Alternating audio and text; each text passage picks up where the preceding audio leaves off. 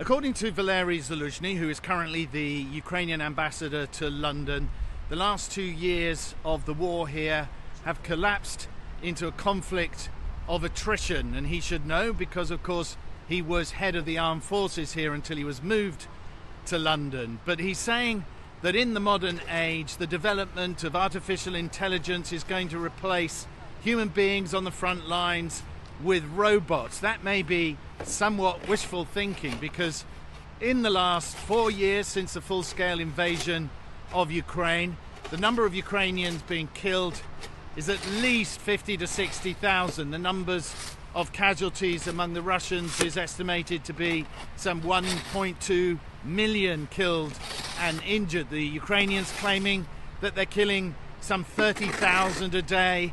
And General Syrsky, the current head of the armed forces, saying that the Ukrainians have got to kill 50,000 a day.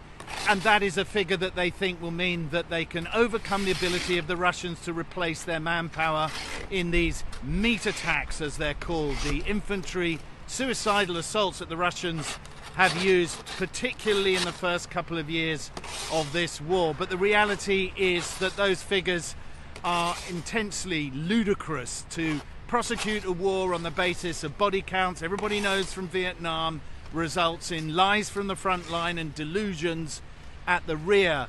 What Ukraine has said it really needs are air defences as a result of the ongoing campaign to destroy its energy sector, and the ability to strike back long range against Russia, inside Russia, and against Russia's command and communications nodes, and of course the logistics. And if they can do that, then they might prevail. Now, what we've seen in the last 4 years, though, is very small incremental increases in the ability of the Ukrainians to fight using weapons from their neighbours. At the beginning of this full-scale invasion, they were given just javelins and other NLAW British-made anti-tank weapons that were proven to be strategic in the hands of very brave men.